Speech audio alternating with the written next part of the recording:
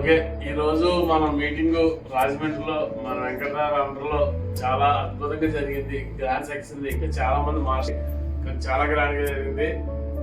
Thank you అన్న.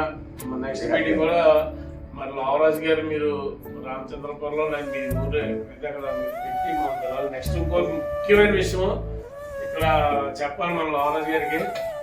Sir గతం భగవంతుడు దయాలి మనకి ఎంతవరకు మనం ప్రాప్తి ఉంటే అంతవరకు ఉంటుంది. గతాన్ని మర్చిపోండి. మళ్ళీ ఎప్పటిలాగే మీరు ముందుకు వచ్చి యాక్టివ్గా పనిచేయాలి. ఇంకా ఉన్నదన్నా యాక్టివ్గా ఉండాలి.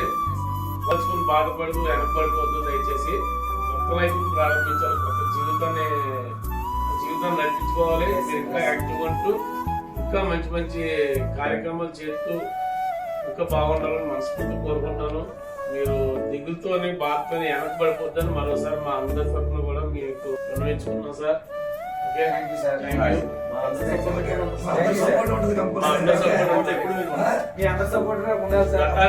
మాత్రం మీరు గతాన్ని తలుచుకొని మీరు వెనకబడిపోతారని మా కోరిక. జీవితంలో ఎన్నో మనకి కష్టాలు కన్నీళ్ళు ఎదురవుతుంటాయి. అవి చూస్తూ ఆ యొక్క అనుభవంగా తీసుకుని ముందుకెళ్ళాలి తప్ప దాన్ని తలుచుకుంటూ మనం వెనకబడిపోకూడదు.